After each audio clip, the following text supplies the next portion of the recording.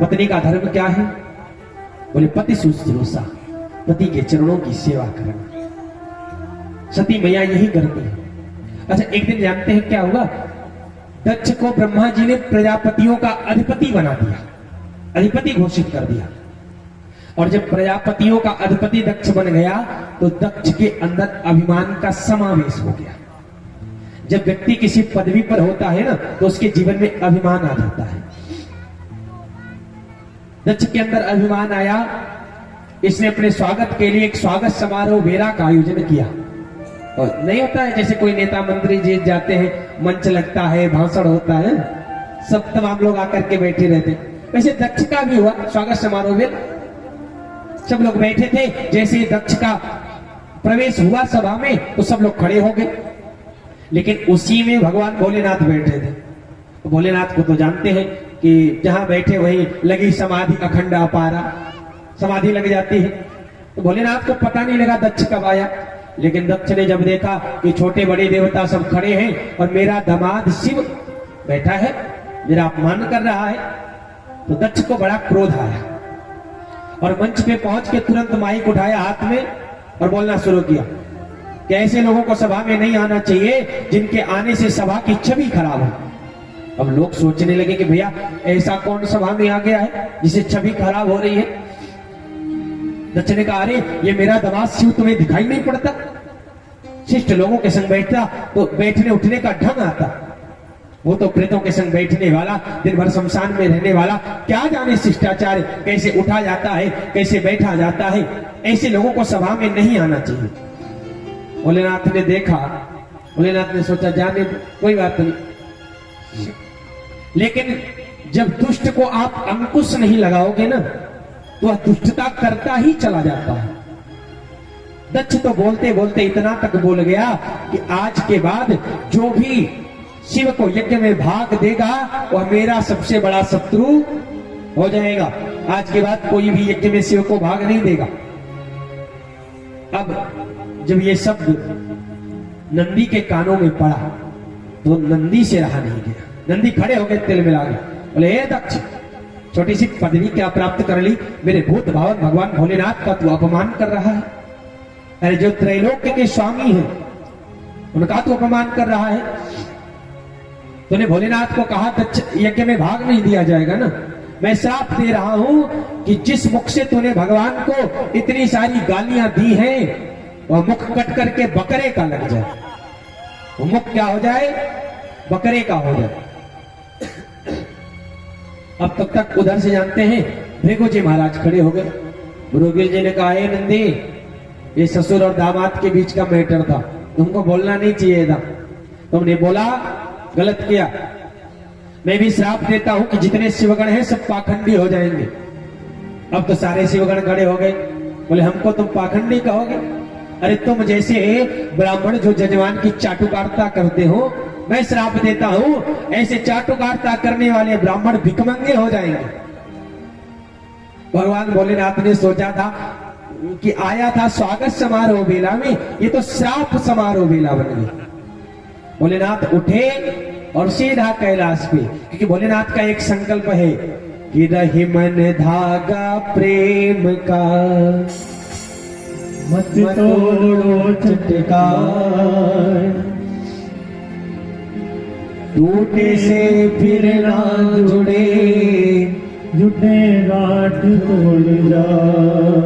भोलेनाथ कहते हैं कि प्रेम का संबंध जहां जुड़ा हो उसे कभी भी तोड़ना, क्योंकि प्रेम का संबंध जब एक बार टूट जाता है ना, फिर कितना भी जोड़ने का आप प्रयास कर लो वो कहीं न कहीं एक गांठ बधी की बधी रह जाती है। भोलेनाथ आए और सीधा समाधि लगा करके बैठ गए। लेकिन दक्ष जो है माना नहीं, फिर से भोलेनाथ का अपमान करने के लिए अपने हाथ कनखल में एक विशाल यज्ञ का आयोजन किया। सभी देवताओं को बुलाया, लेकिन भोलेनाथ के यहां कोई चिट्ठी पत्री नहीं, कुछ भी नहीं। सारे देवता आकाश में विमान से जाने लगे तो एक जो है देवयानी रुक करके सती मैया से बोली, अरे सती, तुम्हारे पिता कनखल में इतने विशाल यज्ञ का आयोजन कर रहे, चलना नहीं है क्या? सती मैया सोचने लगे कि मेरे पिता के यहाँ यज्ञ और मुझे ही पता नहीं। बोली बहन एक काम कर, तू चल मैं आती हूँ। और सती मैया पहुंच गई भगवान शिव के पास और चरणों को दबाना प्रारंभ किया। भगवान के चरण दबा रही है। भोलेनाथ के नेत्र खुले। क्यों देवी जी, आज बड़ी सेवा हो रही है? मैया ने कहा, नाना प्रभु, अरे हम पतिव्रता स्त्रियों का धर्म ही है पति के चरणों की सेवा करना, ऐसी कोई बात नहीं। भगवान ने कहा, ठीक है फिर कर, लेकिन आज कुछ ज्यादा ही सेवा हो रही है। मैया ने कहा, नहीं प्रभु, ऐसी कोई बात नहीं है। और चरण दबाते दबाते मैया ने कहा कि प्रभु, आसमान में जरा देखिए ना, कुछ दिख रहा है? भोलेनाथ ने कहा, हाँ विमान जा रहे हैं। अच्छा पता ही ये विमान कहाँ जा रहे हैं? भोलेनाथ ने कहा, नहीं पता। तो मैया ने कहा कि प्रजापतिस्त्वस्य ससुरस्य साम्प्रतं निर्यापितो यमहोत्सवः खल।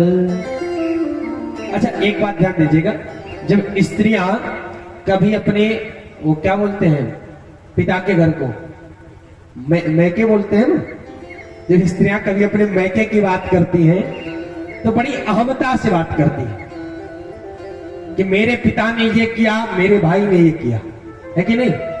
कुछ भी कर दे, मेरे भाई ने तो ये किया, मेरे पिता ने तो ये किया।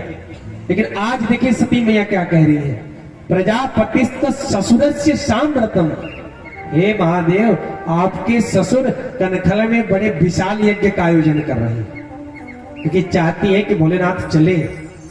आपके ससुर बड़े विशाल यज्ञ का आयोजन। भोलेनाथ ने कहा, कोई चिट्ठी पत्री आई थी?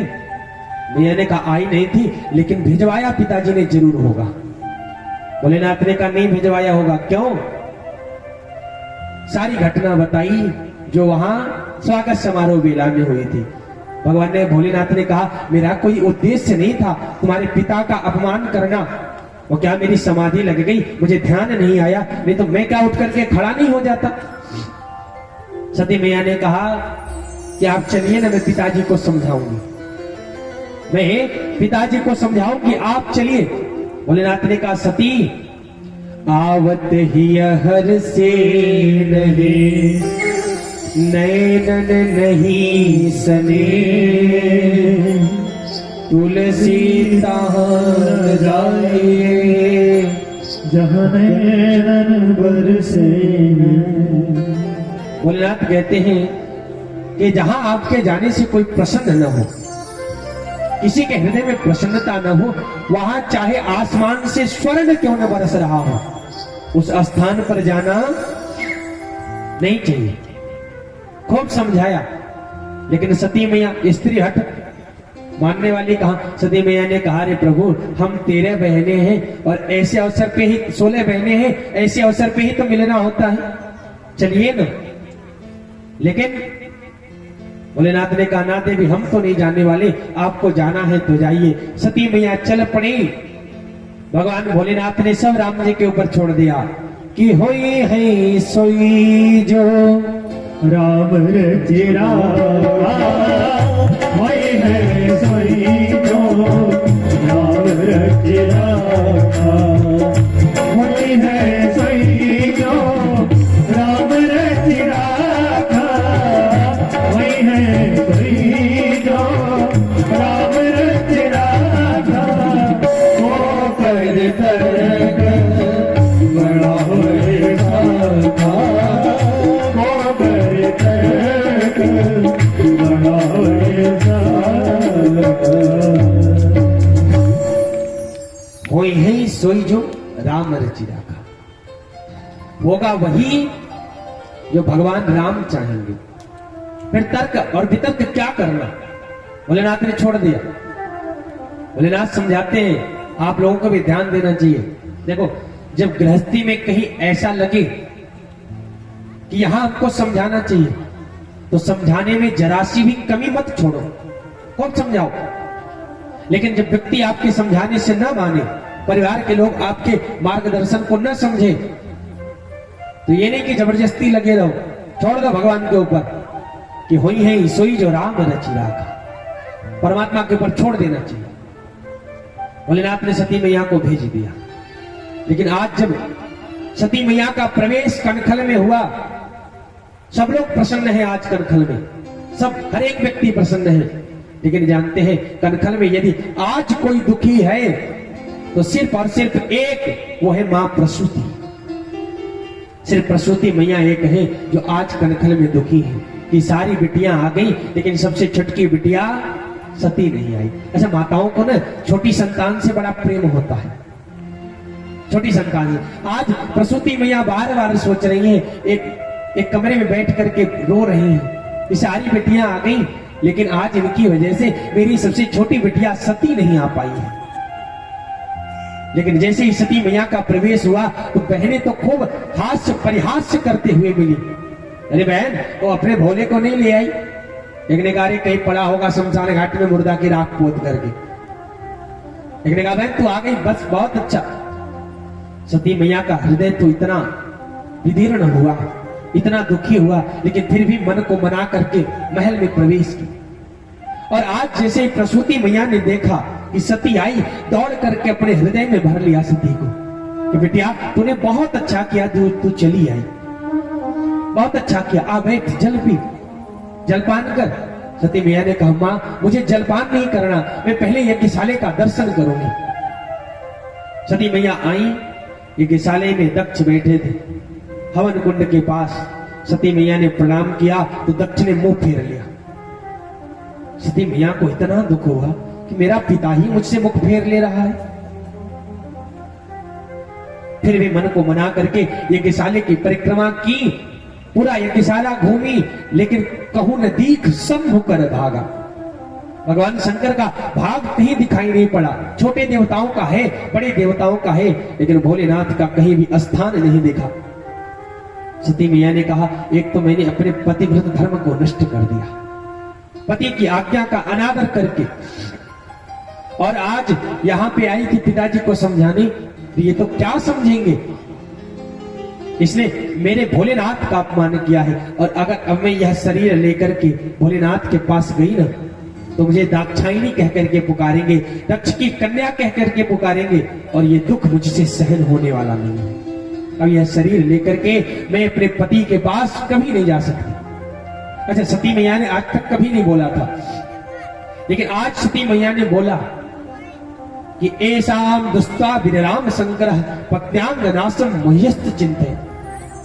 अरे पिताजी, आप छोटी सी पदवी प्राप्त करके मेरे प्रभु भोलेनाथ का अपमान कर रहे हैं। ये त्रैलोक्य के स्वामी है, थोड़ा सा आपकी सभा में वो खड़े नहीं हुए, इसका इतना बड़ा दंड। अरे उनकी कोई इच्छा नहीं थी आपका अपमान करने का, वो तो समाधि में लग जाते हैं, और आपने उनका इतना अपमान किया, खरी खोटी सुनाया, और आज में यज्ञ में उनका कहीं पे भाग नहीं। अरे लानत है इस शरीर पर, जिस शरीर में आप जैसे पिता का रक्त बह रहा है। आपका रक्त मेरे शरीर में है, अब यह शरीर लेकर के मैं अपने भोलेनाथ के पास कभी नहीं जा सकता। मैया ने तुरंत अग्नि को प्रकट किया और अपने शरीर को जला करके भस्म कर दिया। शरीर जल करके सती मैया का समाप्त हो गया। जब यह सूचना भोलेनाथ तक पहुंची, भोलेनाथ खड़े हो गए, जटाएं खुल गई। भोलेनाथ ने कहा दक्ष अब तक बच रहा था तो इसलिए कि उससे मेरा संबंध था, सती का पिता था, अब सती ही नहीं उसका मेरा संबंध कैसा। नेत्र लाल लाल हो गए, जटाएं पूरा खुल गई। तांडव करते हुए भोलेनाथ ने एक जटा उखाड़ करके और पृथ्वी पर पटका है तो वीरभद्र भगवान का प्राकट्य हुआ है। बोलो वीरभद्र भगवान की जय हो। वीरभद्र भगवान का प्राकट्य हुआ, बहुत विशाल शरीर, स्वर्ग में स्पर्श करता हुआ मुकुट, अग्नि की समान जटाएं, सूर्य के समान 3 नेत्र, हाथ जोड़ करके बोले को हम, अरे कौन हूं मैं। भगवान ने कहा होते वीरभद्र, तुम वीरभद्र हो, क्या करो। बोले दक्षम सुयज्ञम, यह एक काम करो, तुम खाली दक्ष के यज्ञ का विनाश कर दो और कुछ नहीं करो। अब वीरभद्र भगवान पहुंचे, देवता लोग दक्ष कुछ समझ पाते तब तक पहुंच करके सभी देवताओं को मार पीट करके हड्डियां तोड़ डाली, और दक्ष का सर जैसे ही हाथ में लगा तो काट करके सीधा हवन कुंड में स्वाहा। सारे देवता दौड़ करके ब्रह्मा जी के पास पहुंचे, बोले ब्रह्मदेव बचा लो, नहीं तो आज प्राण बचने वाले नहीं है। बोले आपको बचा सकते हैं तो सिर पर भोलेनाथ, क्योंकि उन्हीं के स्वरूप है वीरभद्र भगवान, उन्हीं के पास चलो प्रार्थना करो। सभी देवताओं को लेकर के भोलेनाथ के पास ब्रह्मा जी पहुंचे हैं और सभी देवता मिलकर के ब्रह्मा जी के साथ भोलेनाथ की प्रार्थना कर रहे हैं। यह प्रभु आप कृपा करके अब हमको क्षमा कर दो, हम आपकी शरण में हैं, आप हमें क्षमा कर दें। कि भूयाननुग्रह अहो भवता कृतो में दंडस्त्वया मयि भृतो यद्यपि प्रलब्धः। हे प्रभु आप ही सृष्टि के कर्ता हो, हम आपकी शरण में हैं, क्षमा कर दे प्रभु। कैलाश के निवासी नमो बार बार हो और आयो शरण तिहारी, प्रभु तार तार। शिव समान दाता नहीं, जय हो। विपत विदारन लजिया में राखियो भोलेनाथ, शिव नंदी पे है सवार।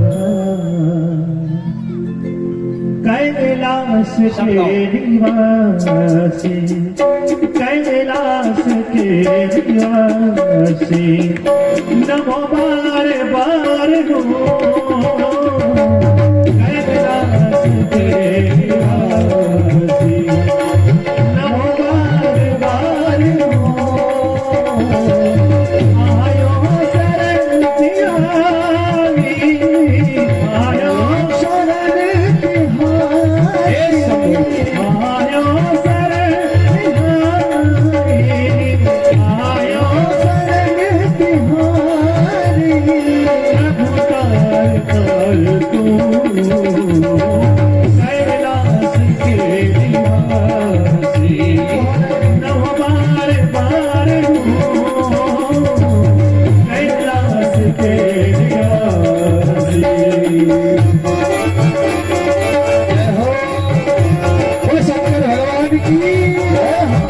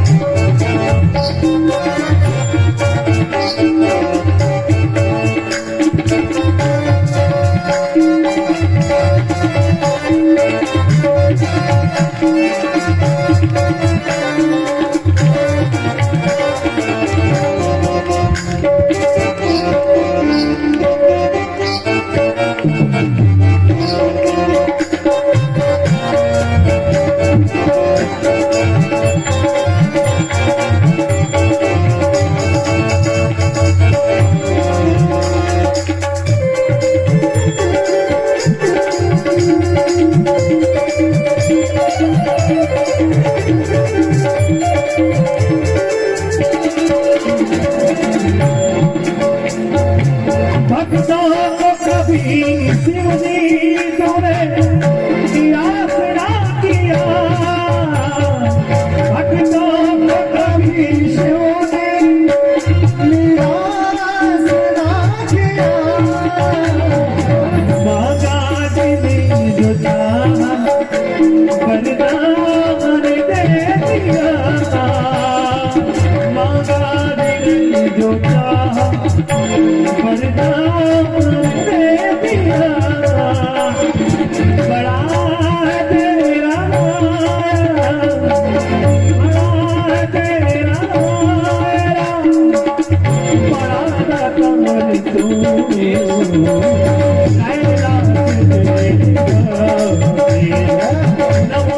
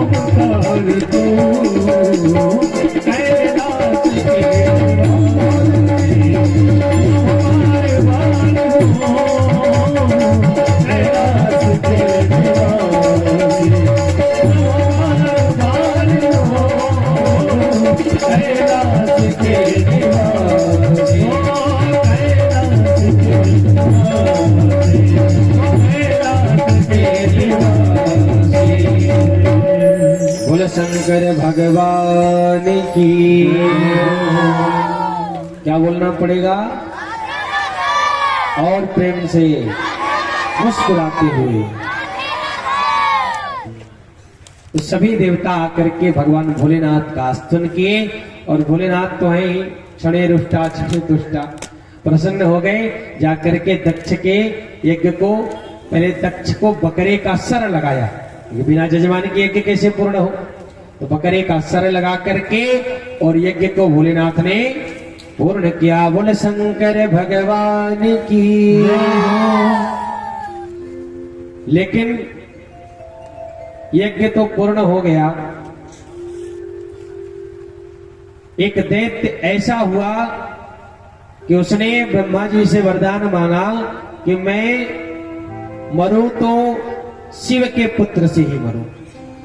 किसके पुत्र से? मैं मरूं तो शंकर के पुत्र से ही मरूं और किसी के हाथों मरूं नहीं। और लोग सोचने लगे कि भाई भोलेनाथ इतना जल्दी विवाह करने वाले हैं नहीं, क्या किया जाए। तो वही सती मैया का जन्म हिमाचल में हिमालय की पुत्री पार्वती के रूप में हुआ। वही थी ना हो, हिमालय की पुत्री पार्वती बनकर के वही सती मैया आई और सभी ऋषियों ने मैया को समझाया, भोलेनाथ को समझा करके किसी तरह विवाह तय करवा दिया। भोलेनाथ का विवाह तो तय हो गया, लेकिन भोलेनाथ का विवाह जब हुआ तो बड़े आनंद से हुआ।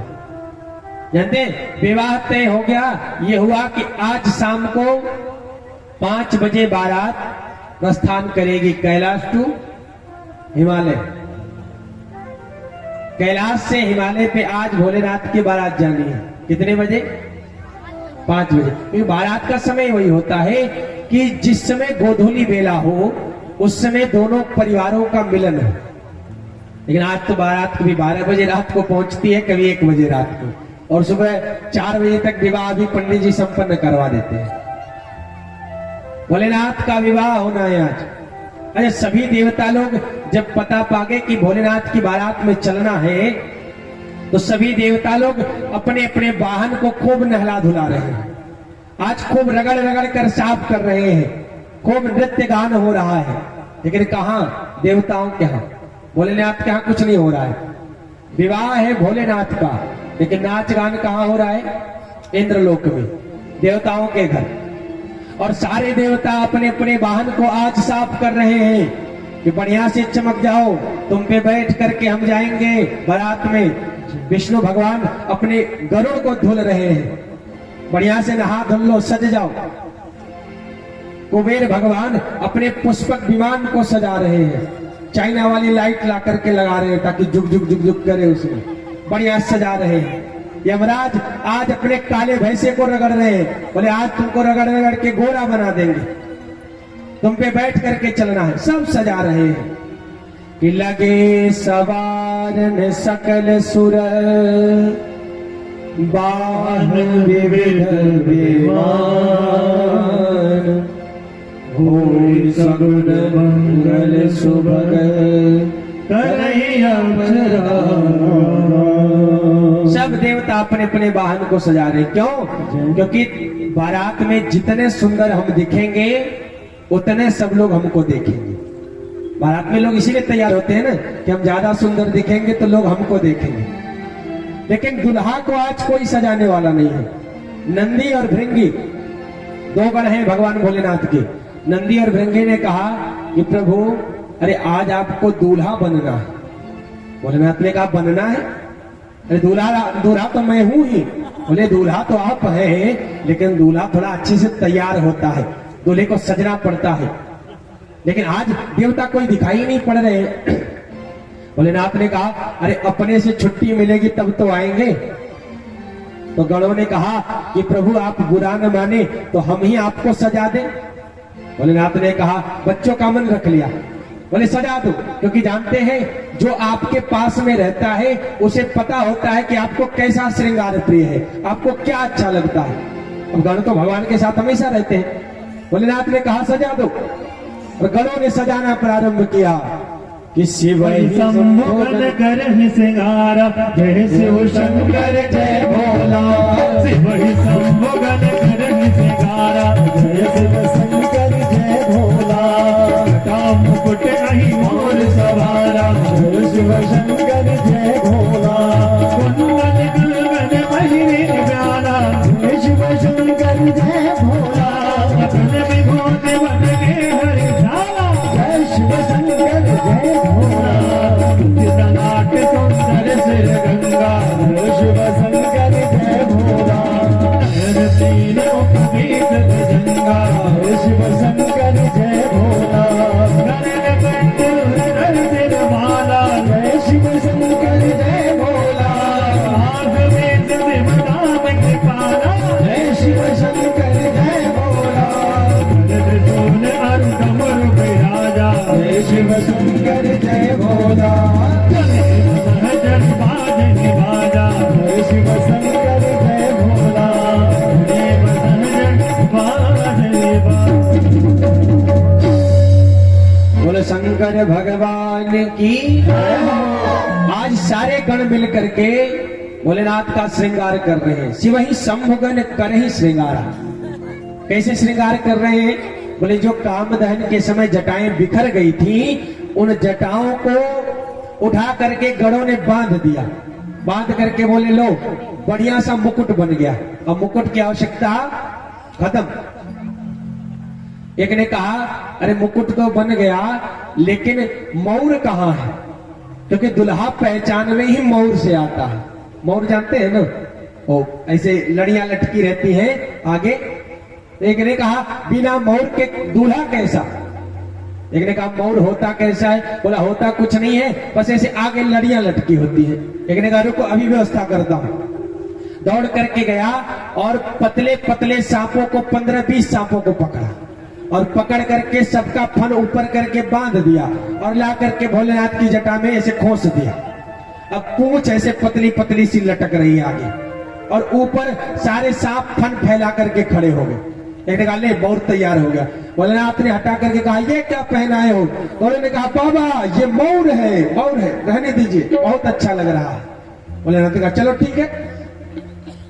कानों में सांपों का कुंडल पहनाया, गले में सांपों की माला पहना दी। बासुकी नाग को देखे बड़ा अच्छा लग रहा था। बोले हे तुम इधर आओ तो, और कंधे से ला करके कमर तक लपेट दिया। बोले तुम यज्ञोपवीत बन जाओ, बड़े अच्छे लग रहे हो। एक ने कहा कुंडल की जगह थोड़ा सांप अच्छे नहीं दिख रहे हैं। एक ने कहा लो फिर एक एक बिच्छू भी लटका देते हैं उसी में, चिंता न करो। अब अच्छा लग रहा है ना? बोले हाँ बढ़िया है। अच्छा और? बोले दूल्हे के गले माला होनी चाहिए। अब माला कहां से आए? एक ने कहा को व्यवस्था करता हूं। दौड़ के गया शमशान घाट और 8-10 खोपड़ी को लेकर के आया और एक पतले सांप को सब में छेद करके इसे माला बनाया और भोलेनाथ को पहना दिया। माला पहन के भोलेनाथ तैयार। एक ने कहा बाबा को पाउडर नहीं लगा है। अरे भाई नहीं फेशियल हो रहा है तो कम से कम पाउडर तो लग जाए। दौड़ के गया शमशान घाट और जो चिता अभी शांत हुई थी राख इकट्ठा करके लेकर के आया और ला करके ऐसे पोत दिया। लगाना अलग होता है, लगा करके मिला दिए पता नहीं चला, लेकिन लगाया नहीं, पोत दिया, इसे उड़ेल दिया पूरा। और भोलेनाथ भी बड़े प्रसन्न हो गए। हाथों में त्रिशूल और डमरू लेकर के भोलेनाथ खड़े हुए। एक ने कहा बाबा अरे नंगे जाओगे क्या? कम से कम पहन लो कुछ। अरे कैलाश पे नंगे रहते हो ठीक है, लेकिन दूसरे के गांव चलना है, कुछ तो पहन लो। भोलेनाथ ने कहा क्या पहनूं? बोले आप पहनेंगे ना, हम व्यवस्था करते हैं। अच्छा ठीक है पहना दो। तो जिस मृग चर्म पर बैठते थे उसी को उठा करके और गणों ने लपेट दिया, लेकिन मृग चर्म बड़ा टाइट था। एक सांप को पकड़ा, बोला अच्छे से पकड़ के रखना, हम कितनों नाचे तुम हिलना नहीं तो गिर जाएगा, इज्जत चली जाएगी। और भोलेनाथ भी त्रिशूल लेकर के हाथों में विकराल स्वरूप धारण करके सज धज करके तैयार है और खूब दिव्य वेश बना करके नंदी पर बैठ गए भोलेनाथ। और नंदी पे बैठ करके बड़े ही प्यारे लग रहे हैं। लेकिन तब तक देवता लोग आ गए। देवता ने कहा बारात चलने का टाइम हो गया, चले। तो देख रहे हैं अब जैसे देवताओं की स्त्रियों ने देखा, स्त्रियों का एक स्वभाव होता है कि दूल्हा कैसा लग रहा है देखे चले। स्त्रियां पहुंची देवताओं की, और जैसे ही भोलेनाथ को देखा सर पे हाथ रख के बैठ गए। बोले लो कौन बाप देगा हो अपनी बिटिया को ऐसे दूल्हे, ऐसा भी दूल्हा है, ऐसी दुल्हे, ऐसे दूल्हा के लिए भी दुल्हन है कोई, कौन बाप देगा। देवताओं का मुख फीका पड़ गया। बोले इतना फेशियल करवाए हैं, इतना क्रीम पाउडर लगाए हैं, लेकिन ऐसे दूल्हे के साथ जाएंगे तो कौनो हमको देखबा नहीं करेंगे, सब इसी दूल्हे को ही देखेंगे। और बारात में सब तैयार इसीलिए होते लोग हमको देखें, बोले ऐसे दूल्हे के साथ जाएंगे तो कोई हमको नहीं देखने वाला। विष्णु भगवान ने कहा एक काम करो, सब लोग अपना अलग अलग चलो, दूल्हे के साथ कोई नहीं जाएगा। सब अलग अलग जाने लगे। नंदी ने कहा बाबा सारे बाराती आगे चले गए, आप कहो तो दौड़ करके आगे पहुंच जाओ। भोलेनाथ ने कहा नहीं, एकदम नहीं जाना, क्योंकि अपने समाज में जो आनंद आता है वो दूसरे के समाज में नहीं आता। बुलाओ अपने समाज वालों को। तो तुरंत जो है श्रृंगी ने दुंदुभी बजाई, हर हर महादेव, हर हर महादेव, हर हर महादेव। और दुंदुभी बजते ही जितने भूत प्रेत थे सब आना प्रारंभ हो गए।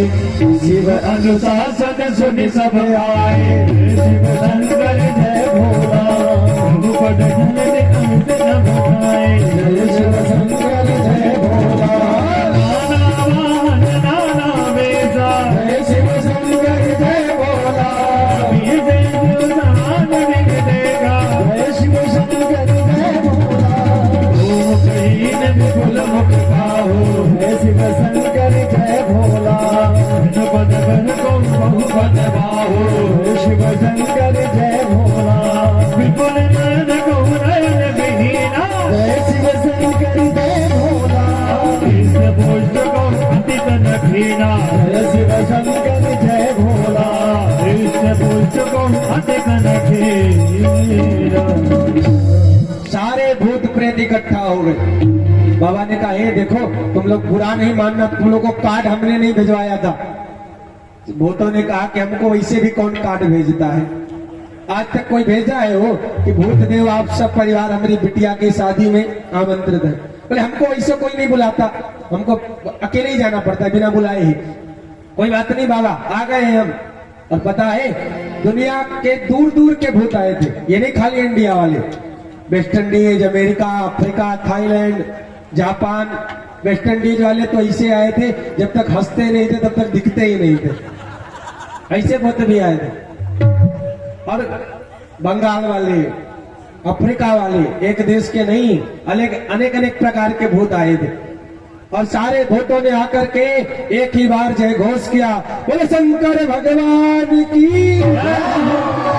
अच्छा भूत भी बड़े अजीब है, किसी के हाथ एक भी नहीं है और किसी के शरीर में खाली हाथ ही हाथ है, किसी का गधे का मुख है, किसी का सुअर का मुख है, तो कोई अपनी खोपड़ी अपने हाथों में लेके घूम रहा है।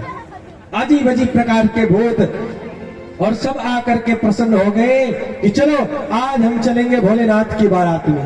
आइए हम लोग भी भजनों के माध्यम से गाते हैं भोलेनाथ की बारात में चले। बोले शंकर भगवान की जय। आई भोले की बरतिया गौरा के नगरी, आई भोला की बरतिया गौरा के नगरी, आई भोला की बरतिया गौरा के नगरी, आई भोला की बरतिया गौरा के नगरी, ओ गौरा के नगरी, ओ गौरा के नगरी, गौरा के नगरी, ओ गौरा के नगरी, आई भोले की बरतिया गौरा के नगरी, आई भोले की बरतिया गौरा के नगरी। सब चलो भोलेनाथ की बारात में। जय हो शंकर भगवान की।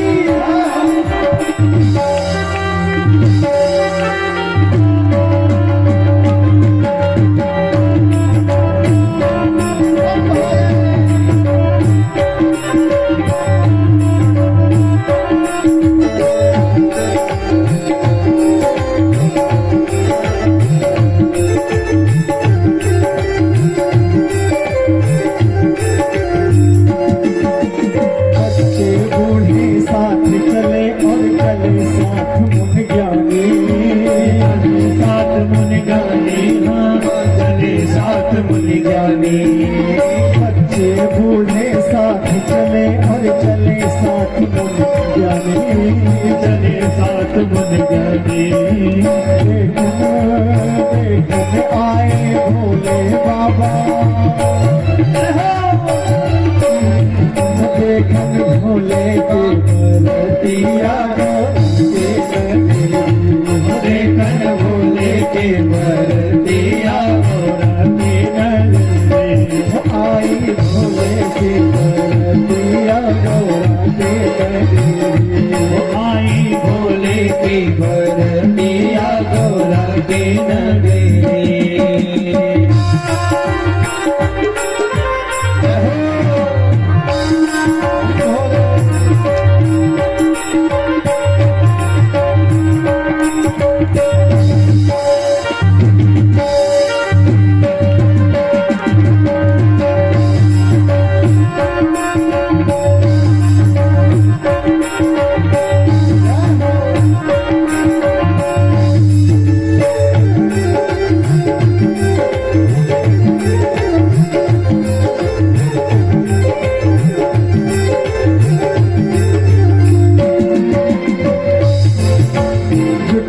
सब सखियां चली आई है जनवासी आई है जनवासी आई है जनवासी सब सखियां चली आई है जनवासी आई है जनवासी। विष्णु जी को देख सहेली करीबन में हर साई विष्णु जी को देख सहेली बड़ी मन में हर साई ऐसी आई ऐसे आने दिया गौरा के नगरी गौरा के नगरी वो हिमाचल नगरी गौरा के नगरी वो हिमाचल नगरी आई भोले की बरतिया गौरा के नगरी आई भोला की बरतिया के नगरी। बोले बाबा भोलेनाथ की जय हो।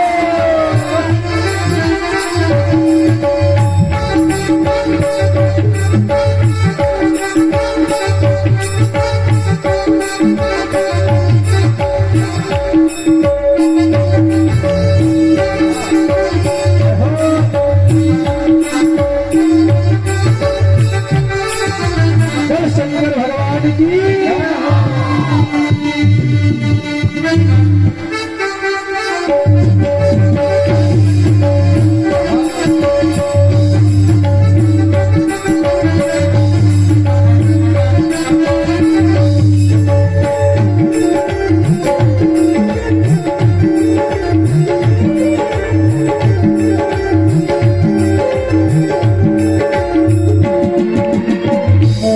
मोटे पेटों वाले मुख से ताल बजाते मुख से ताल बजाते हाँ मुख से ताल बजाते मोटे मोटे पेटों वाले मुख से ताल बजाते मुख से ताल बजाते हाँ मुख से ताल बजाते। कोई चार पैरों से चलता मुंडल गाए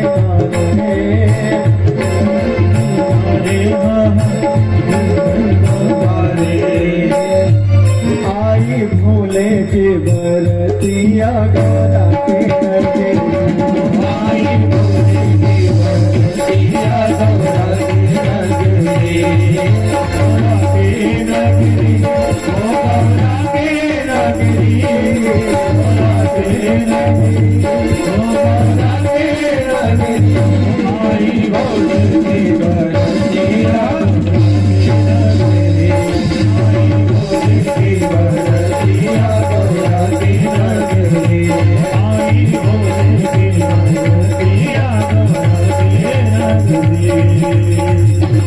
बोले शंकर भगवान की जय हो।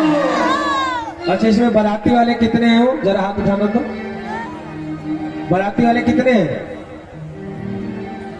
एक बात पता है, बारातियों को नाचना पड़ता है। अब बताना जरा कितने हैं तो खड़े हो जाओ। फिर जितने बाराती हैं तुम खड़े हो जाए तो जरा तो जितने लोग भोले बाबा की बारात में चलना चाहते हैं सब खड़े हो जाए। बोले शंकर भगवान की। देखिए घर में विवाह हो तो लोग खूब नाचते हैं, है कि नहीं? लेकिन आज देखना है कि भोलेनाथ के विवाह में कितने लोग हैं नृत्य करने वाले। देखो घर वालों के सामने नाचोगे तो बहुत ज्यादा होगा, थोड़ी प्रशंसा हो जाएगी, लेकिन भगवान के सामने आपने नाचा तो फिर 84 लाख योनियों में नाचना नहीं पड़ेगा। फिर भाव दोनों हाथ सबके सब बोले शंकर भगवान की। भोले को कैसे मैं बनाऊं रे, खड़े हो जाओ सब लोग बस्ती में झूमते हुए भोलेनाथ के साथ चले बारात में। सब लोग घूम कर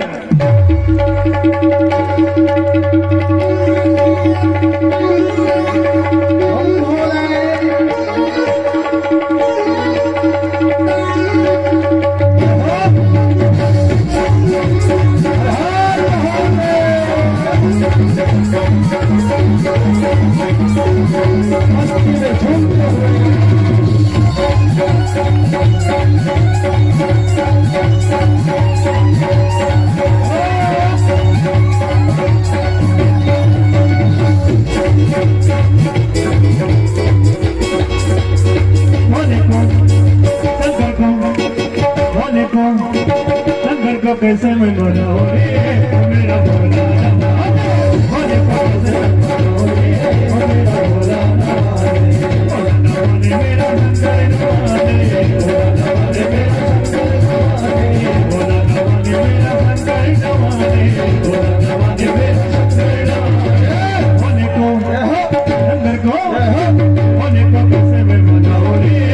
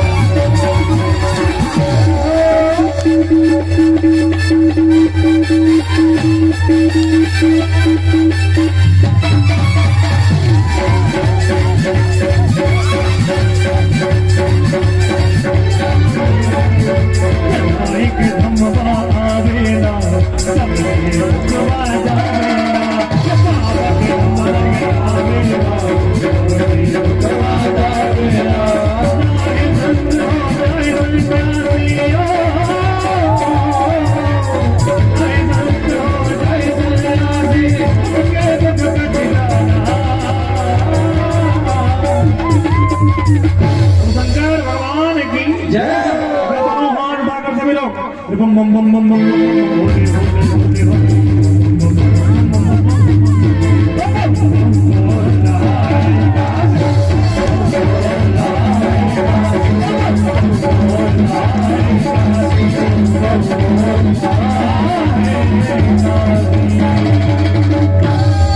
बोलो शंकर भगवान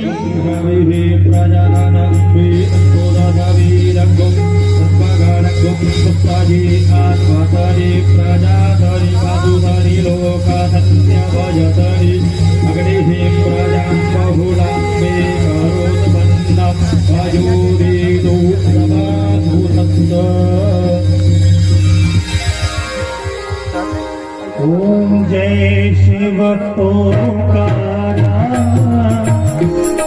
हरे शिव ओंकारा ब्रह्मा विष्णु सदा बोले मेरे नाथ सदाशिव अर्धांगी ओम जय शिव